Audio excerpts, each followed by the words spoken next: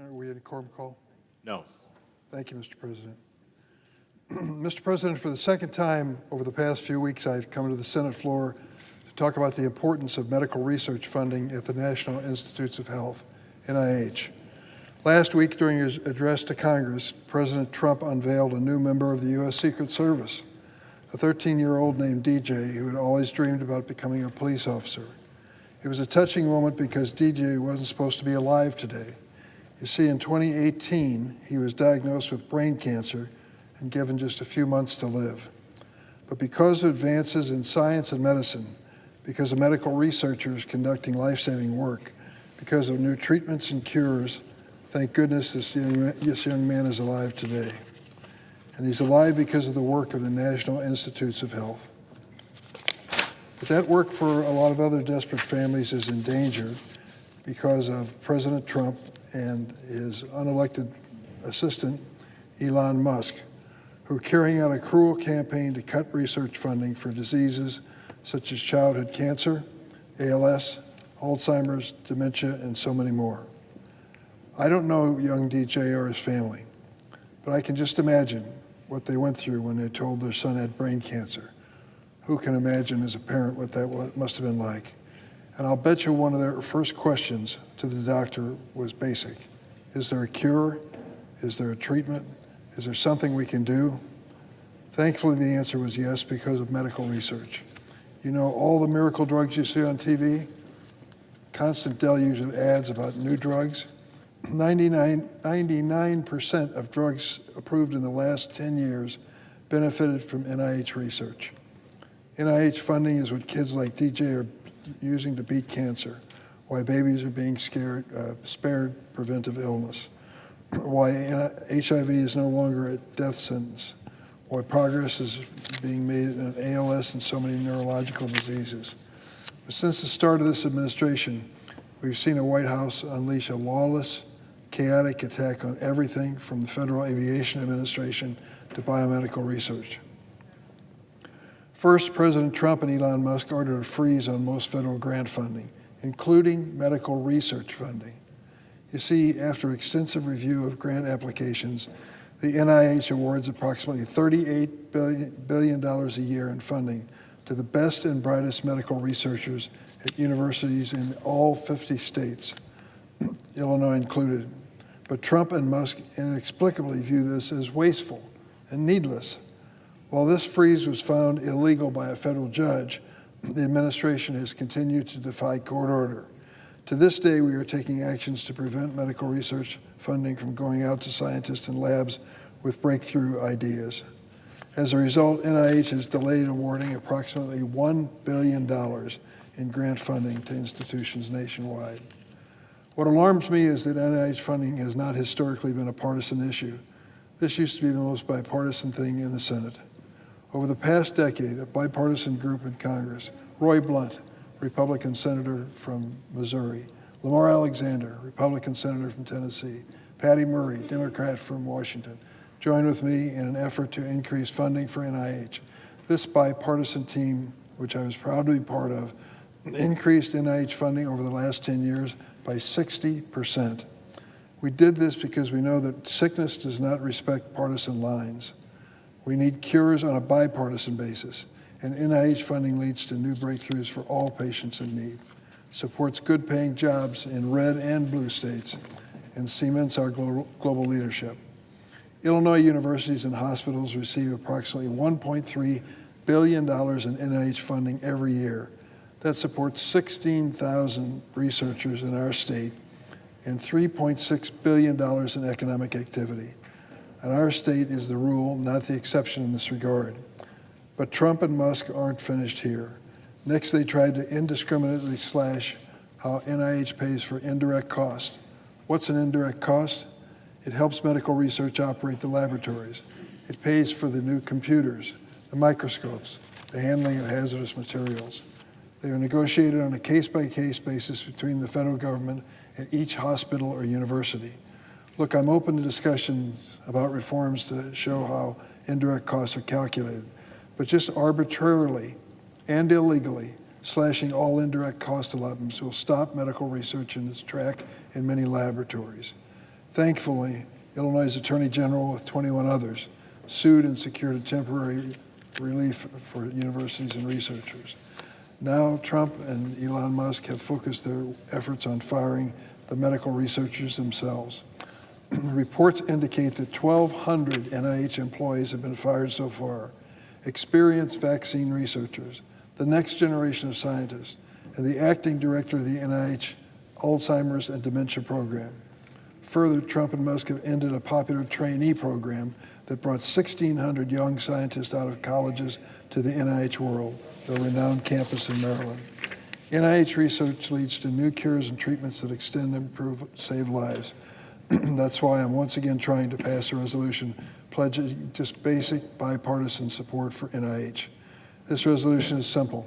It says the work of NIH should not be subject to interruption, delay, or funding disruptions in violation of the law. And it reaffirms the workforce of NIH is essential to sustaining medical progress. For kids like DJ, for people like my friend Brian Wallach, who's fighting ALS, for every family out there dealing with life-threatening diagnoses, we must not stay silent in the face of Donald Trump and Elon Musk's assault on medical research. I will never stop fighting to protect NIH and the medical research it supports. I hope that it will become, once again, a bipartisan effort.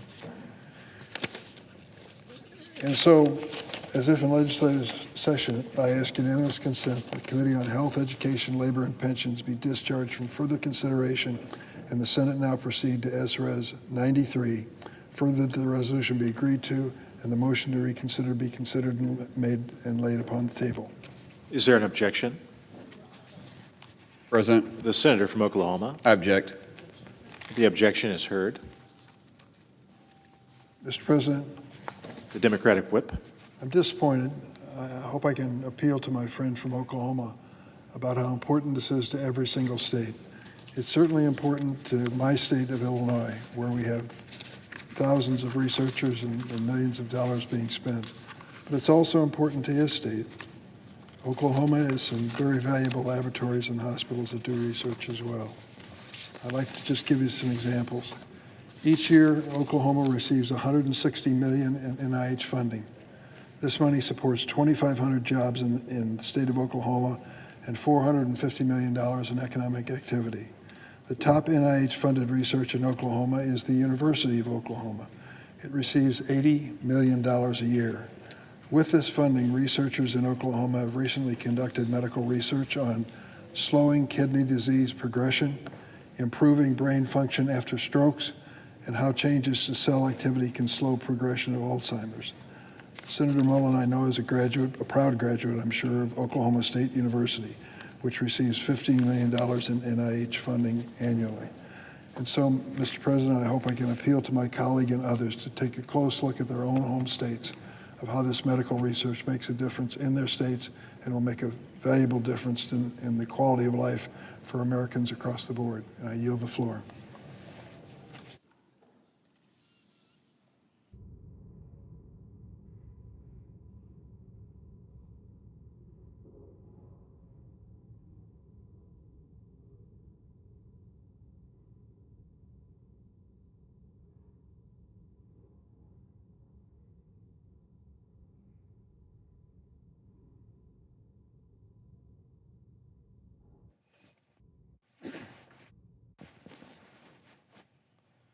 Mr. President. The senator from Hawaii. Mr. President, we're 50 days into Donald Trump's second term, and the American economy is already in free fall. Prices are soaring, stocks are plummeting, and people are panicking about a recession. None of this was inevitable. All of this is Trump's own making. This week, after Trump couldn't categorically rule out that his policies would lead to a recession, NASDAQ had its worst day in years while the Dow Jones dropped a whopping 1,300 points. But it's not just the stock market that is taking a hit, it is regular people everywhere. Consumer confidence is down by 7 points in 50 days since Trump took office, and spending has dropped for the first time in 2 years. The dollar is weaker, hiring is slowing, interest rates are unlikely to come down, and GDP is expected to shrink this quarter for the first time in 3 years. You know, usually, presidents get too much blame or too much credit for the state of the economy. But not this time. Trump is going out of his way to plunge the economy into chaos and make life harder for everyone. And whether you're buying groceries or trading stocks or hoping to retire next month, you are getting hit. When the Commerce Secretary was asked yesterday about a potential recession, he said, quote, "It's worth it." It's worth it. They actually think a recession would be worth it. And if the economic numbers coming in are bad, if they show that the economy is shrinking or the costs are rising, their solution is to cook the books, to make them seem better. Because when the data is bad, change it. Everybody knows that. Instead of getting to work on lowering prices on day one like he said he would, the president has spent his days plotting the rebirth of a gilded age with tariffs and tax cuts. That was a time when the rich got richer while everyone else got screwed. Trump tells a different story. Quote, "We were at our richest. We were at our richest from 1870 to 1913, he said. That's when we were a tariff country. We were a very wealthy country, and we're going to be that way again," end quote. And so I just want to make clear, yes, I'm a partisan. Yes, I think Donald Trump is screwing up the economy. But it's really important for us to understand they actually do have a theory of the case, and that is the golden age from 1870 to 1913. I didn't say that. The president said that. I didn't say, hey, these guys think a recession is worth it. They said a recession is worth it. It is true that in the Gilded Age, some people were very wealthy then. Robber barons and business tycoons built enormous empires on the backs of working people who had little to show for it. Profits boomed. Billionaires emerged. Regular people suffered in tenements and on factory floors, and poverty was everywhere. But the Gilded Age is exactly what the president is trying to recreate. Whether it's tariffs on our largest trading partners that will jack up the price of our food or our homes or our cars, or mass layoffs of the people who inspect our food or keep the skies safe or care for our veterans, or the tax cuts for the richest people to ever exist, funded by slashing regular people's health care and hard-earned retirement savings. All of this is about taking money from people who don't have enough and handing it over to people who already have more than anyone has ever had. Whether you voted for Trump or not, whether you believed he would be good on the economy or not, whatever sort of side of the political, tribal, ideological, partisan, algorithmic divide that we are all experiencing in our little filter bubbles on Instagram and TikTok and Twitter and wherever else we get our disaggregated information, this economy sucks. People are paying too much, and it is the intentional policy of the president's economic team to recreate a time when, until just about 50 days ago, everybody agreed we should never go back to that time. Kids working on factory floors, people working 70 hours and not able to feed their family, unprecedented disparity between the extremely wealthy and everybody else. That's what they are explicitly going for. This is not me putting spin on the ball. That's what they're saying. That's what the Commerce Secretary is saying. That's what the Treasury Secretary is saying. That's what the President of the United States is saying. This is their plan. And it is going according to plan. These people have the ability to short things and ride the volatility and monetize all of the craziness and make side deals and do crypto and park their assets here and there. They make money no matter what. But if you're retiring next month with a 401k or an IRA or a 403b, you just got screwed. Trillions of dollars of wealth was eliminated. And the president sprung into action. Why? For what purpose? To help his buddies sell cars on the White House lawn. I don't have a preference for electric cars or non-electric cars, or I don't care. That's fine. But what a weird thing to spring into action about when everybody's getting kicked in the face economically except his buddies. Mr. President, I ask unanimous consent that the following remarks appear in a different part of the journal. Without objection.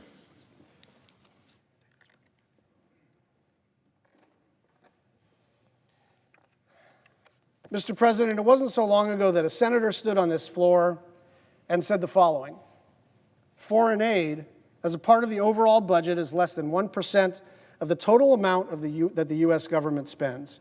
I promise you, it is going to be a lot harder to recruit someone to anti-Americanism and anti-American terrorism if the United States of America is the reason one is even alive today, end quote. The person who said that was not me. It wasn't another Democrat. It was then Senator, now Secretary of State, Marco Rubio.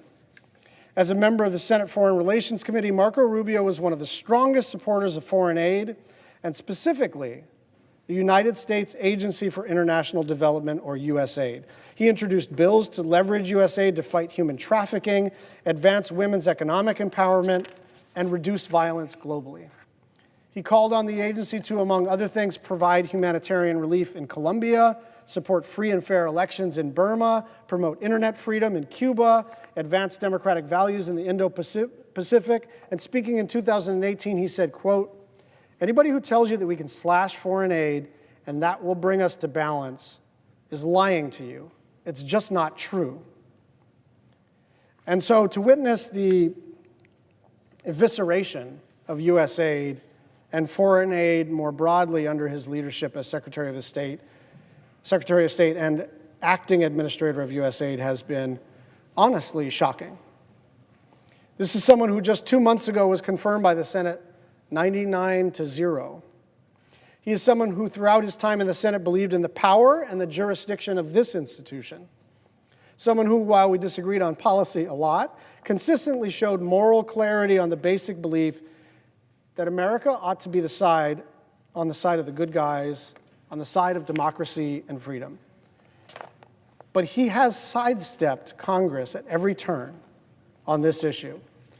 As the lead Democrat on the Senate Appropriations Committee overseeing funding for foreign and national security policy, I've been working with my colleagues to press Secretary Rubio publicly and privately for answers. We've sent numerous letters with dozens of questions, virtually all of which have gone unanswered. And these aren't out of the ordinary partisan gotcha questions. They are the normal things that your clerk from the Appropriations Subcommittee would say, like, hey, can you tell us what this is? And please inform us per the law. This is like normal, mundane, workaday correspondence, nothing.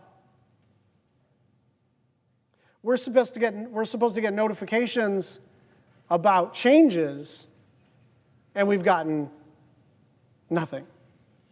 Then on Monday, 5 a.m. Eastern Time, there's a tweet from him saying that the review of foreign aid that was supposed to take 90 days is now complete, and that 5,200 contracts are gone, 83% of the whole enterprise, and they'll consult with Congress about what remains. But the last part is not true. There has been no consultation with Congress at all during this process. There has to be, as a matter of law. And the Secretary ought to come to Congress and explain to us, not Pete Morocco,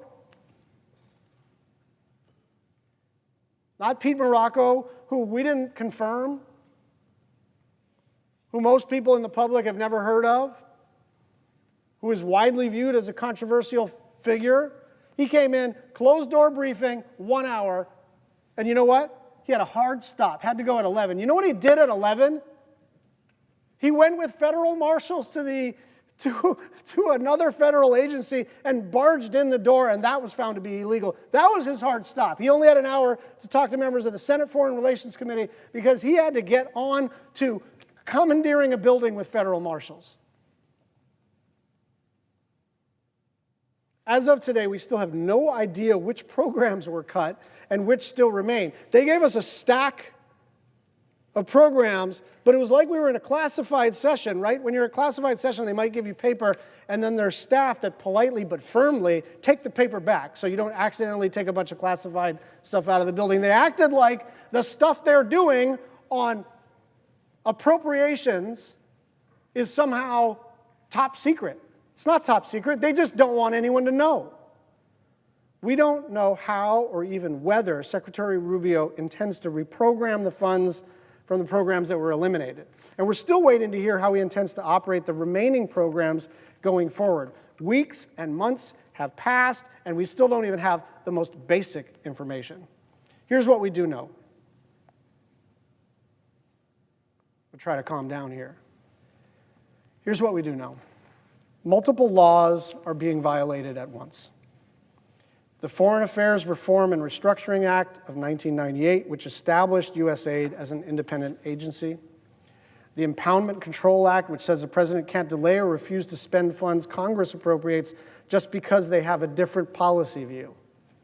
The Impoundment Control Act is not ambiguous. It says that a president cannot decide what they spend based on a policy preference. If it's in the law, it's in the law. They've got to execute on it. And if their opportunity to exercise their leverage as a separate and co-equal branch is to threaten to veto a bill if it has something they don't want to spend money on. But once that law is enacted, their discretion is gone.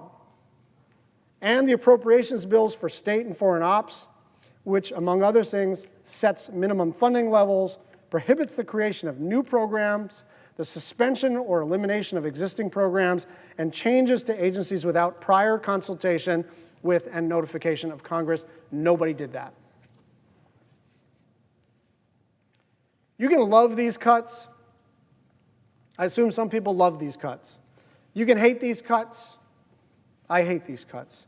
But one thing you cannot say is that this administration is following the law and fulfilling its duties in consulting with Congress. And in the meantime, millions of people will die. Millions of people will die. Our sudden withdrawal has pushed people in Syria, Sudan, South Africa, and so many other places to the verge of starvation, disease, and death. I understand. I learned when I was 28 that when you're in elected office, you better be very careful what you say. I said some casual words one time.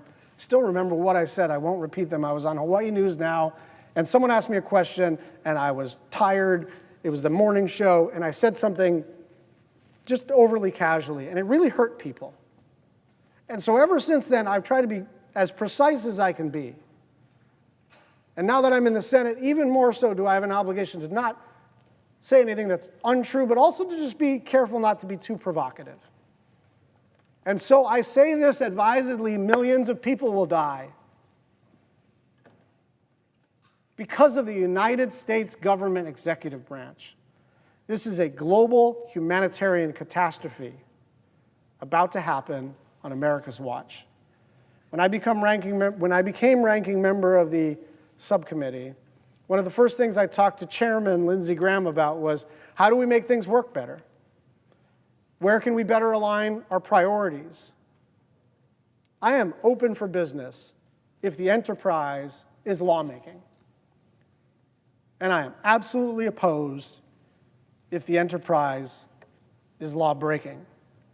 I yield the floor.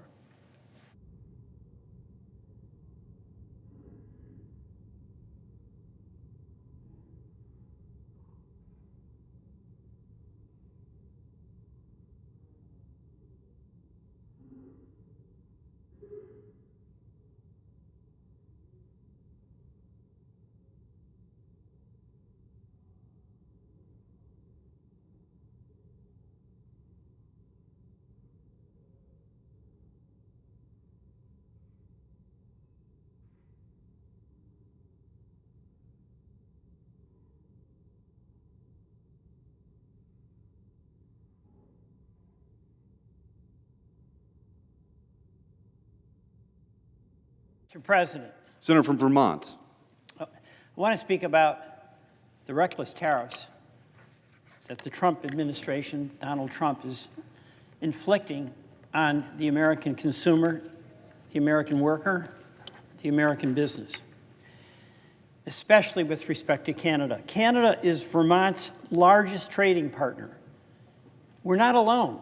34 states count Canada as its largest trading partner. We regard Canada as an independent friend, not as a prospective 51st state. And the reason we have that view towards Canada is because of the incredibly constructive and positive relationships we've had with that wonderful country for years. But with respect to these tariffs, last year trade with Canada accounted for 35% of Vermont exports and 67% of our imports and 56% of our total trade. 1 in 4 businesses in Vermont relies on trade with Canada. And Vermont's economy is almost entirely made up of small businesses. They operate on the tightest of margins. 99% of Vermont's businesses, 76,878, are considered small. They support 60% of Vermont employees. It's 156,000. And these businesses cannot afford to absorb a 25% hike on imports from our largest trading partner. Take maple syrup, for example. Vermont produces 51% of the maple syrup consumed in the U.S. And by the way, these are like small farmers or small landowners. For farmers, it supplements their income in a very difficult margin business when they're having a dairy operation as well. But Vermont's maple syrup industry expects millions of dollars in losses if the tariffs go through. And that may surprise some, but Vermont imports close to $480 million in maple products, primarily maple syrup, from Canada. And we reprocess it and sell it. The 4 largest maple syrup equipment manufacturers are located in Canada. Tariffs will make it far more expensive for our Vermont sugar producers, maple sugar producers, to buy that equipment. This is an industry that has grown almost 500% in production over the past 20 years, and we're about to let all of that growth go down the drain with these reckless tariffs. Vermont maple syrup producers are also concerned that the loss in market share will result in people turning to other products instead of Vermont's liquid gold, with customers possibly turning to far inferior but more affordable products like corn syrup or agave if the price of syrup is too high. These tariffs will also smash our farmers. Vermont farmers rely on organic grains and seeds and fertilizer that's imported from Canada. In that respect, all of our states on the northern tier are especially connected to potash and grains from Canada. And Trump's tariffs will raise prices on fertilizer, grain, and seeds, on lumber products and machinery equipment from Canada that Vermont farmers rely on. And understandably, Canada, as other countries that are subject to the Trump tariffs, are imposing retaliatory tariffs on the United States, and that includes, of course, Vermont. That's going to make our sales much more difficult. Nearly half of the farmers polled in February said U.S. agricultural tariffs would result in a decrease in exports. And of course, we saw that happen big time in the first Trump administration, particularly hammering our Midwest grain and soybean farmers. Those markets have not come back. The markets now are for Argentina and Brazil. What's the point of our own government doing something that so hurts our farmers for no benefit for the United States? This is a bad deal for our farmers during the first Trump administration. And a USDA study from 2022 found that retaliatory tariffs led to a significant reduction in U.S. agricultural exports to the retaliating partners. The study found that export losses from 2018 to 2019 amounted to more than $27 billion. And if you remember, what happened then is Trump wanted to get right with the farmers. So he took away their market, $27 billion in sales, and then went to the taxpayer to make up the difference for those farmers. Every farmer I know, they'd rather be selling what they grow rather than getting a government Trump subsidy. The tariffs are also going to hurt consumers. There's no question about that. Grocery prices will be up. The price of eggs is up 19% from the end of the year and could climb to 41% this year. Meanwhile, the president is reposting articles on social media telling people to shut up about the price of eggs. Did he talk about anything else during his campaign? His tariffs on Canada, Mexico, and China would directly cost the typical U.S. household over $1,200 in purchasing power. And people in Vermont, and I know in your state, Mr. President, they're struggling at the end of the month to make that checkbook balance. They can't afford that $1,200 hit. And some economists are estimating it could be an increase as much as $3,900 for the average American household. Jobs and homes. The trade war could cost 400,000 good-paying, blue-collar jobs. The trade war will increase the cost of a home. You know, in Vermont, we have a wood products industry. We export timber to Canada. It's milled in Canada, re-imported to the United States to Vermont to help us build homes. 25% increase on that imported lumber is going to go straight to the cost of an already unaffordable home. What sense does that make? Trump's tariffs will raise gas prices for us in Vermont, 25 to 40 cents a gallon. We get a lot of our petroleum products from Canada.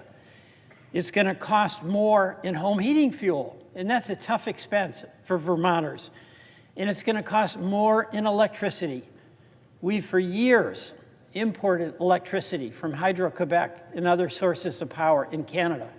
So folks who have high electric bills are going to get higher, who are paying more than they can afford for gas are going to pay more, and that home heating bill is going to hammer them once again, all for no constructive, positive reason.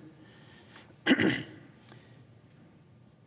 know, there's another aspect to this. It's not just the tariffs and our argument about the policy and the bizarre assertion that the Trump administration is making that these tariffs will make us rich. Everybody knows, except apparently President Trump, that the people who pay the tariffs are the people who buy the products.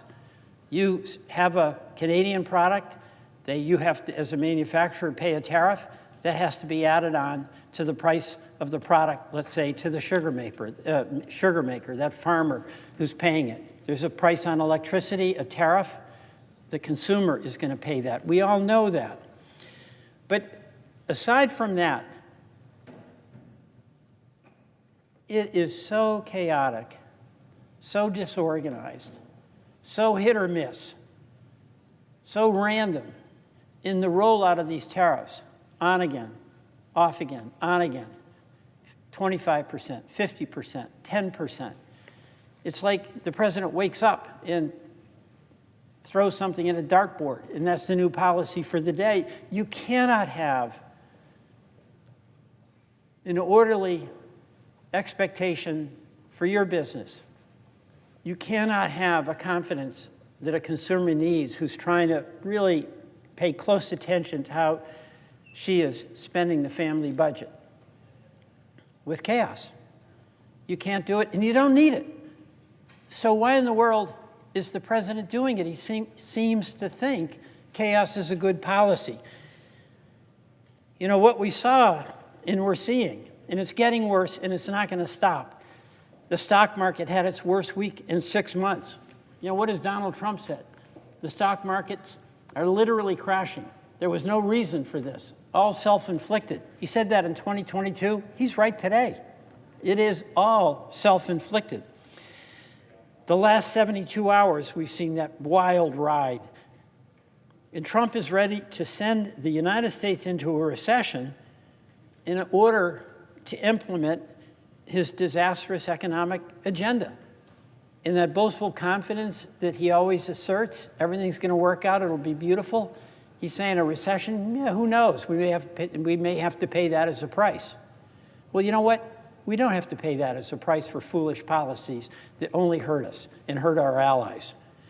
Nearly half of all U.S. imports, more than $1.3 trillion, come from Canada, China, and Mexico.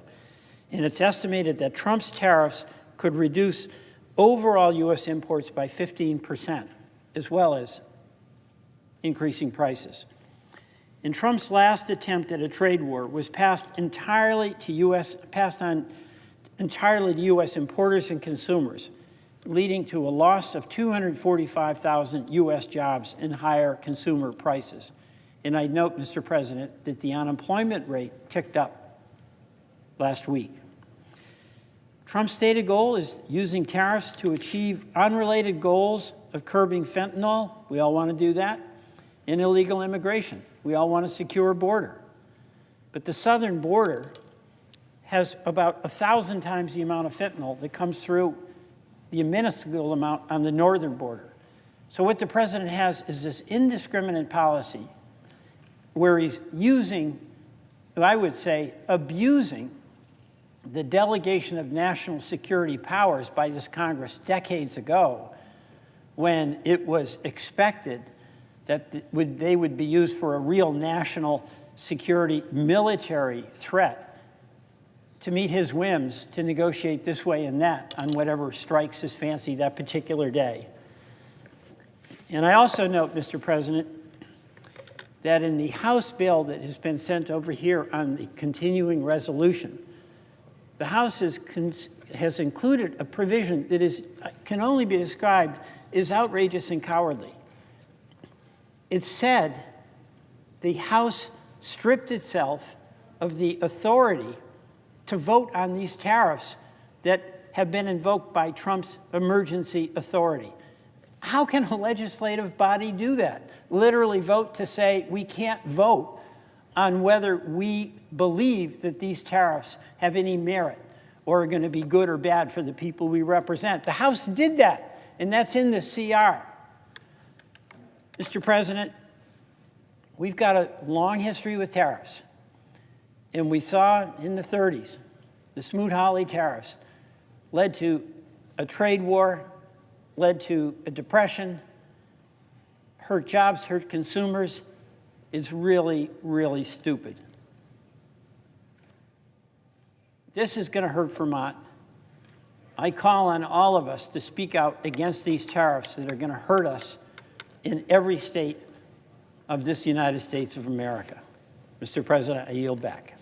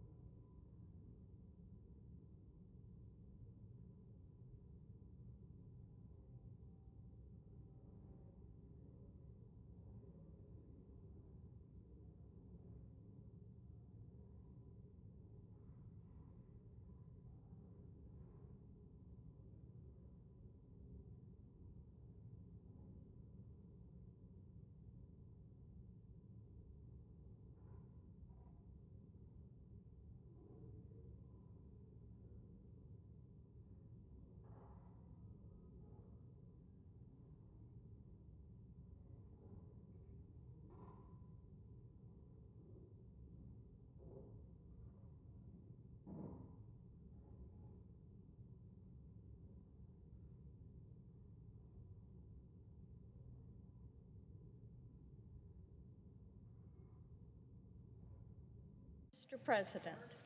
Senator from Tennessee. Thank you, Mr. President. Since Hamas' barbaric attack on Israel on October 7th last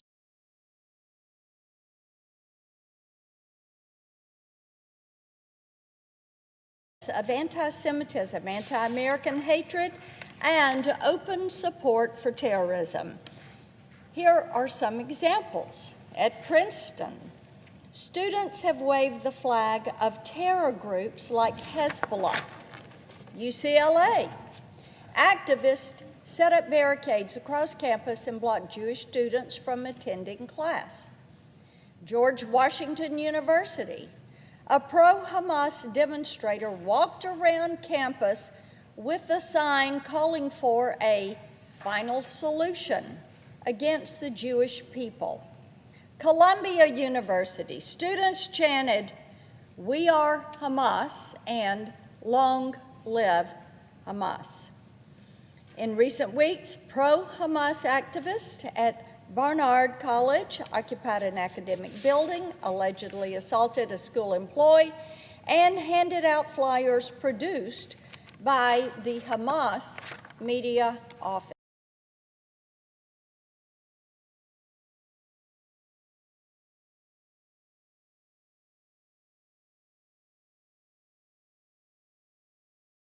These are not isolated cases, and Mr. President, to many Americans and certainly many Tennesseans, it seems impossible that this would be happening right here.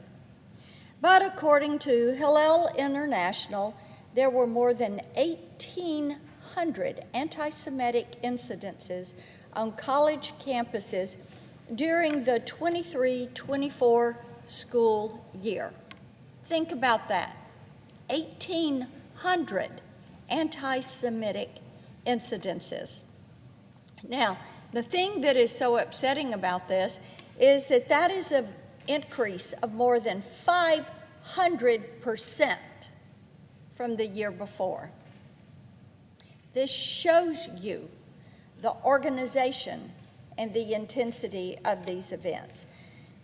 What we do know is that Jewish students have faced harassment and intimidation on their university campuses, and we also know that the Biden administration sat on their hands and they chose to do nothing about this. Instead, they sided with the radical activists who turned our campuses into cesspools of hatred. Now, with President Trump back in the Oval Office, pro-Hamas students and the colleges that enable them are being put on notice. Recently, Secretary of State Rubio vowed to revoke visas and green cards for any foreign students who support terror groups like Hamas and Hezbollah.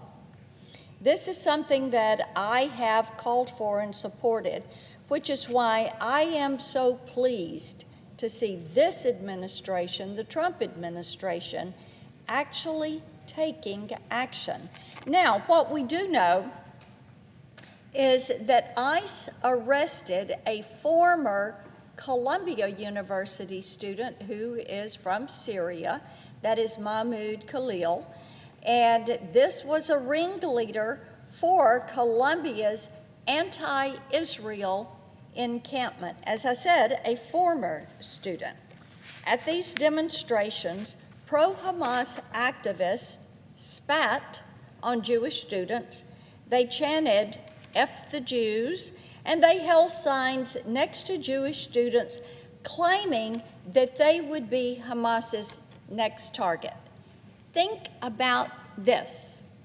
If you're a 19-year-old Jewish college student and you are there on Columbia's campus and you have a protester holding a sign against your head saying you should be the next targets. In many ways, Khalil was the perfect leader for this anti-Semitic pro-terror movement. What we know is this: before he enrolled at Columbia University, He allegedly served as a political affairs officer for UNRWA. That is right, the UN Relief and Works Agency there in Gaza. This person was a political affairs officer for UNRWA. Now, this is the same UNRWA that we now know indoctrinated Palestinian children to hate the Jews, stored Hamas's weapons in its facilities in Gaza. They actually put ammunition and weapons in the schools, the UN schools there in Gaza. We know that they had people affiliated with Hamas on their payroll, and we know they provided support and aid to the terrorists. There is no reason why someone like this should be allowed in our country to support terrorism and to promote anti-Jewish bigotry. That's why Secretary Rubio is intending to deport Khalil, which this administration has the full authority to do under our federal immigration laws. And under this administration, I have no doubt we are going to see many more deportations. As we work to deport Hamas affiliates, my bipartisan No Immigration Benefits for Hamas Terrorist Act would block any migrant tied to Hamas from entering our country. And my No Flight for Terrorists Act would put anyone on the no-fly list if they have called for violence against the Jewish people or pledged allegiance to a foreign terrorist organization.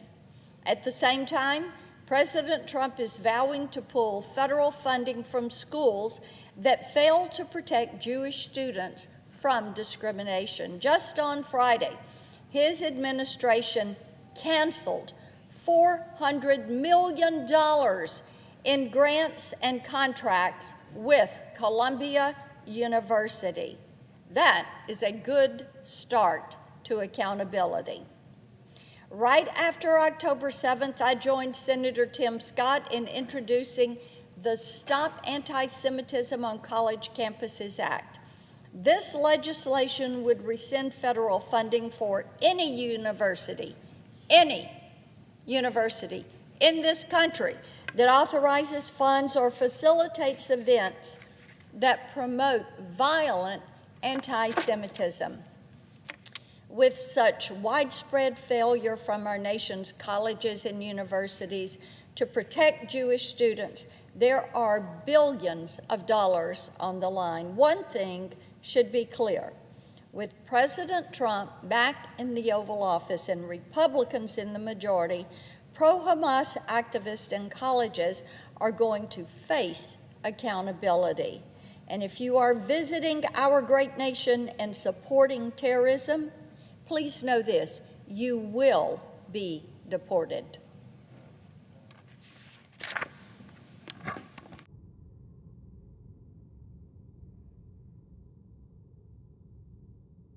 Mr. President.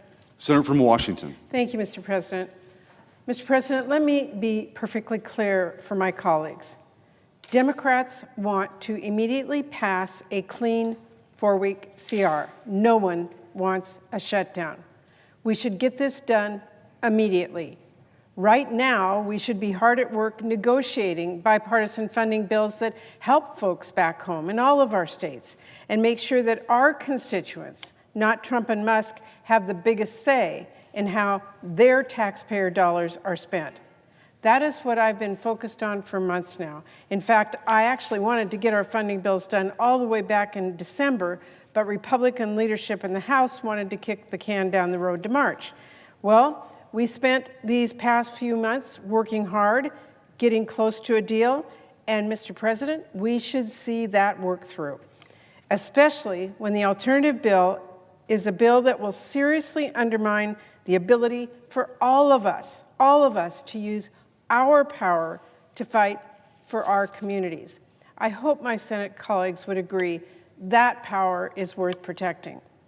Unfortunately, Speaker Johnson has made clear he is content to sit on the sidelines and actually even cheer while 2 billionaires fire veterans, choke off resources to rebuild roads and bridges, cancel research on cancer, Alzheimer's disease, and vaccine hesitancy, dismantle the Social Security Administration, spark a trade war that is raising prices and driving us towards a recession. But there is still time for us here to choose a different path, a bipartisan path that gives our constituents, each and every one of us, a voice in this process.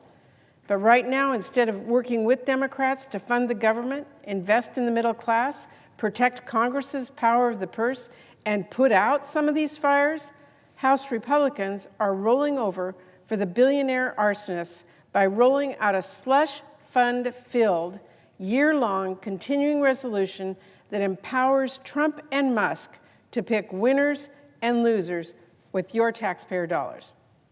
House Republicans didn't just walk away from Democrats at the negotiating table.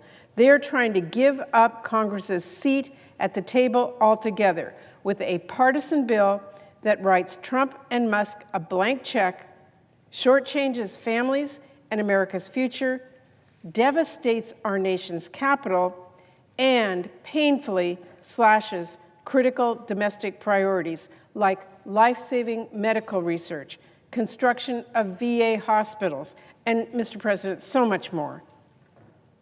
House Republicans didn't merely refuse to address the lawlessness we have seen from Trump and Musk. They would actually empower it with this bill, because House Republicans' bill fails to include the typical, detailed spending directives, the basic guardrails that Congress provides each year in our funding bills. In other words, instead of writing a bill that gives our communities what they need, they wrote a bill that turns many of our accounts into slush funds and gives the final say over what gets funding to 2 billionaires who don't know the first thing about the needs of our working families. So that's the problem number one with this CR, and it was a completely avoidable one. House Republicans could have worked with us to include the standard bipartisan spending directives that are included every single year. But House Republican leadership decided to throw in the towel on the hard work of negotiating and on the hard work of governing and making sure their constituents' voices are reflected in our funding bills. Tearing down those guardrails was a choice they made. And, Mr. President, it's a dangerous one. Now, we have already seen how far President Trump and Elon Musk and Russ Vought are willing to twist and outright break our laws to suit their will. But House Republicans are setting them up to make everything so far look like child's play, because this slush fund CR surrenders more power over federal funding to the very people who are already abusing the power they have to steal from our constituents. This bill is a green light for Donald Trump and Elon Musk to redirect funding to their own pet projects, to force states and communities to abide by their directives and slash, burn, and zero out programs that our families count on. They could use the flexibilities being granted to them to override our constituents' priorities. Clean energy investments could become a payday for fossil fuels. Money meant to stop fentanyl and opioids could fuel private prison operators and Trump's mass deportations. This bill will let them pick which Army Corps, which transit, which military construction projects move ahead, and which grind to a halt. And when it comes to programs that rural communities rely on, which do you think will get funded? Housing, utilities, small business support? Well, you know what? It would all depend on who Trump wants to punish or extort. When it comes to medical research, are we going to spend precious research dollars curing Alzheimer's disease? Are we going to help the Fred Hutch senator in Washington State fight cancer? Are we going to work to develop a universal flu vaccine? Are we going to support maternal and women's health research? Congress would usually have a say. But this CR tells RFK Jr. exactly what Trump promised. Go wild on health care. You got a free pass from House Republicans to commandeer hundreds of millions of taxpayer dollars and set them on fire, relitigating disproven theories about autism and sowing distrust about vaccines amid a measles outbreak that is killing children.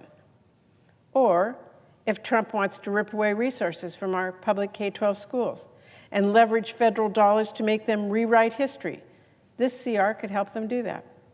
To say nothing of the broad power he'd have to cut off funding to schools like our HBCUs or eliminate funding that thousands of colleges and universities rely on to provide financial aid to students. When it comes to the FAA, House Republicans gave up on writing detailed instructions for how the budget must be spent in favor of just letting Trump shovel tax dollars at Elon Musk's Starlink. When it comes to our tribes, they would let Trump manipulate the formulas that dictate how much money our tribes get for everything from housing to road maintenance to law enforcement. Our public lands, those are now President Trump's personal prerogative, as he will have under this CR near absolute discretion over which land and water conservation fund acquisitions and which public lands deferred maintenance projects get funding. Mr. President, that is a tremendous amount of power to give to a president who has shown he is completely willing to abuse his existing authority. And for the record, the federal funding for many of the programs I just mentioned makes up massive percentages of many of our states' budgets. It takes no imagination, none, to consider how Trump will use this new authority to threaten and bully states across the country. You do what he says, or he blows up your entire state budget. We all know full well how the president is looking to pick fights with our states and with our governors, and this bill allows for him to use the full force of the government to try and win those fights. But, Mr. President, that is far from the only problem with this bill, because this bill also seriously shortchanges our families, our small businesses, our country's competitiveness, and our security. In fact, it makes major cuts to domestic spending. Nearly 2 years ago, Mr. President, after bruising negotiations between House Republicans and the president, a law was passed that set spending levels for FY24 and FY25. I didn't care for those levels, not by a long shot, but nonetheless, there was an agreement and a starting point for us. But this bill now from the House Republicans reneges entirely on that agreement. It cuts non-defense funding by $15 billion relative to that agreement. And it even cuts defense funding by nearly $3 billion relative to the FRA level for 25. Mr. President, those aren't just numbers on a page. Those are real investments that our constituents are being robbed of in this bill. And despite what House Republicans would like you to believe, as a longtime appropriator, I can tell you, this is not a clean CR. A clean CR would not slash funding for Army Corps construction by 44%. That means halting progress on major hydropower projects, dredging for ports in red and blue states, and more. This CR is not clean. It would cut by nearly 50% funding for medical research. Funding for medical research into treatments and cures for dozens of diseases and conditions specifically affecting our service members and their families.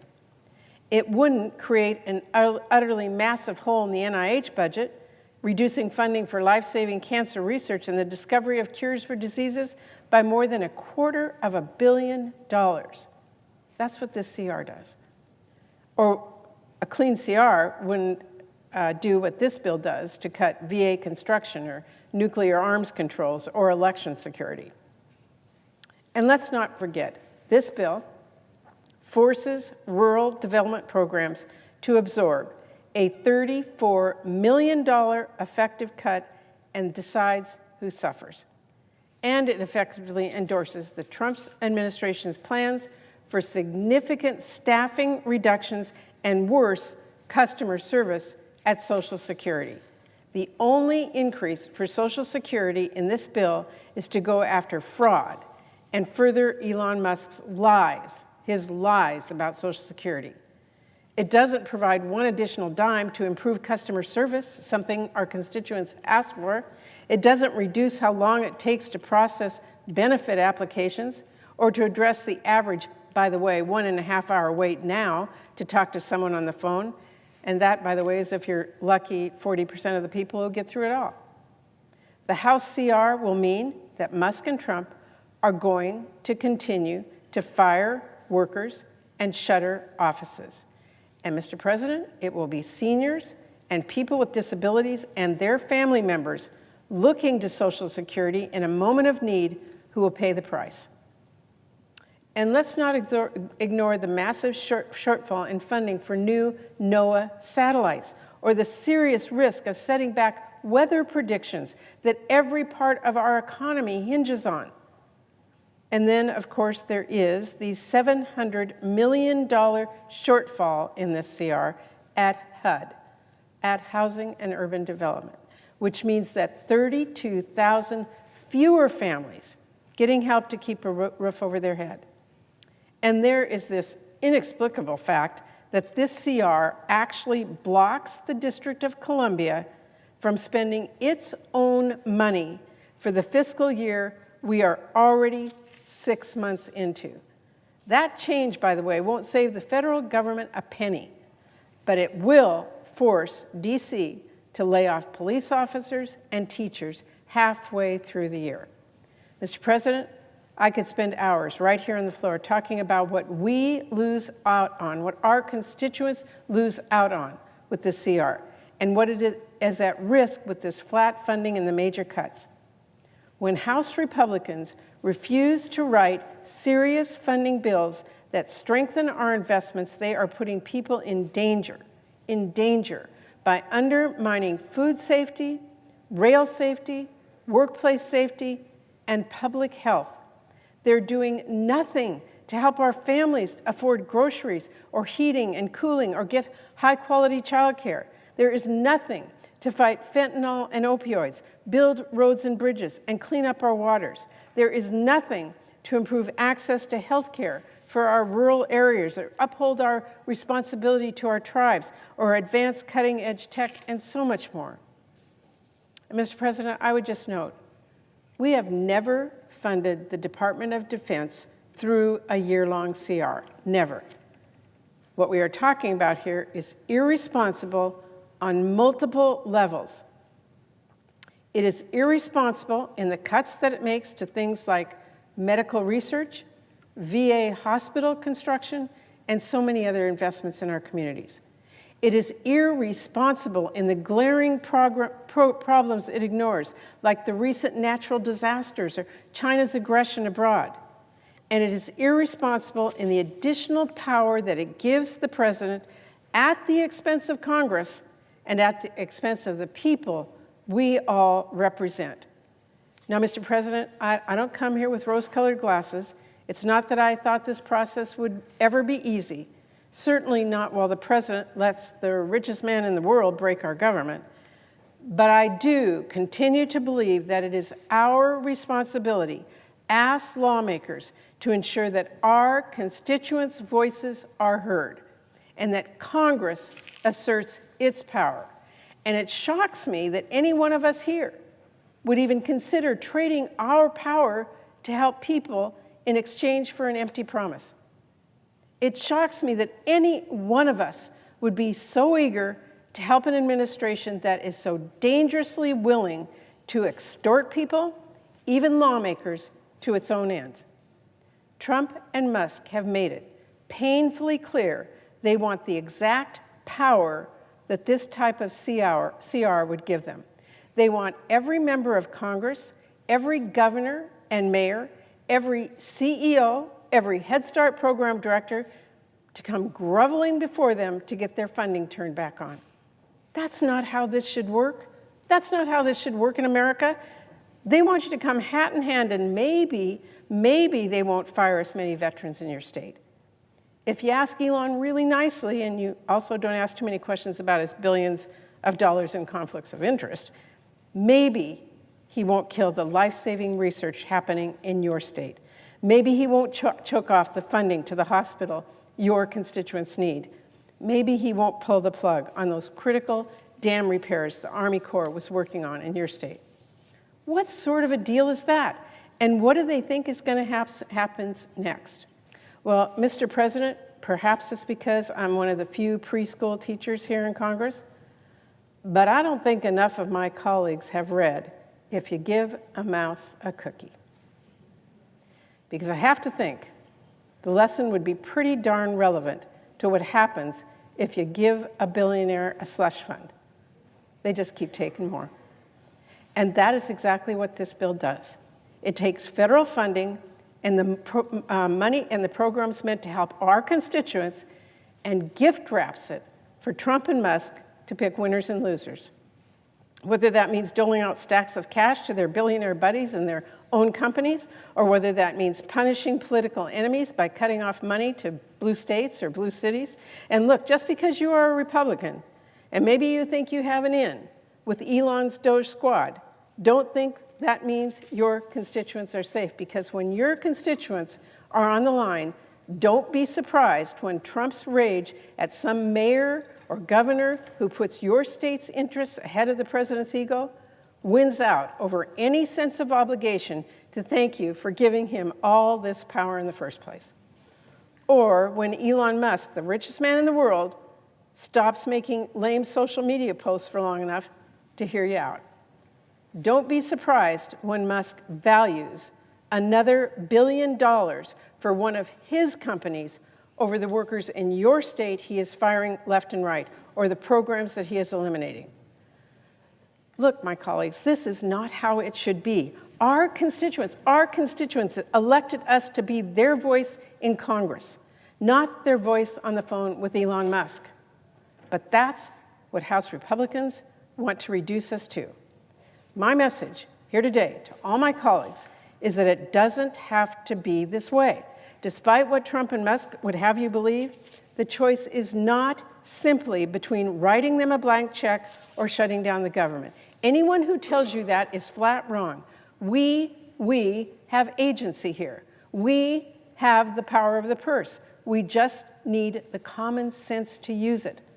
The path forward is not complicated. It's not unconventional. It is simple.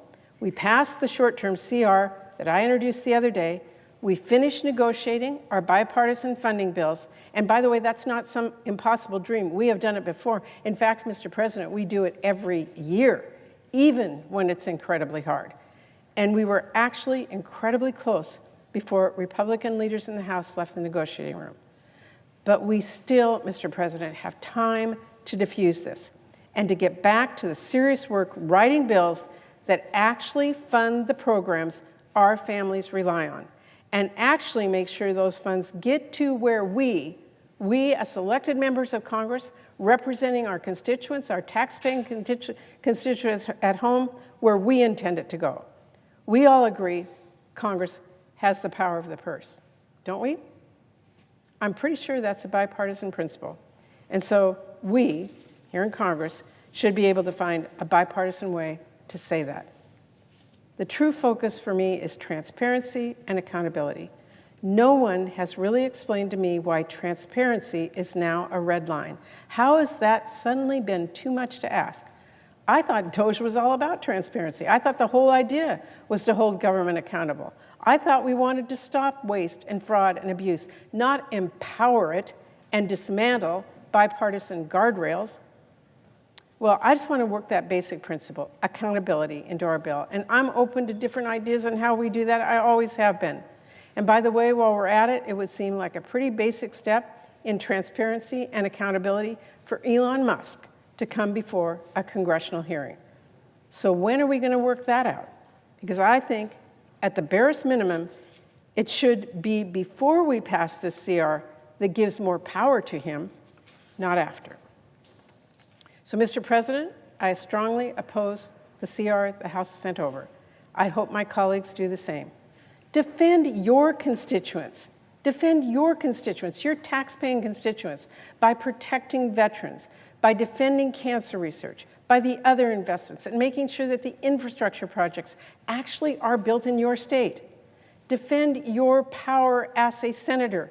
Vote down this partisan bill that turns the government into a piggy bank for billionaires. And Mr. President, let's immediately pass a short-term CR to prevent a government shutdown and finish writing those bills that keep our government working for the American people and to make sure our constituents have a voice in this process. I introduced a short-term CR to do just that. Democrats stand ready to work with Republicans to immediately get them done. We are at a real turning point for how things will go. Isn't it worth taking a bit more time, working together a bit longer, and doing everything we can to keep us on a bipartisan path and to make sure we, each one of us, protect our power of the purse, our power to be a voice for the people back home, especially when we are so close, especially when I think we all know that it is going to lead to a much better outcome for our communities that we represent, for the people who sent us here to fight for them, who trust us to work together, as we have in the past, to make their lives better, even, Mr. President, when the work is hard. Thank you, and I yield the floor.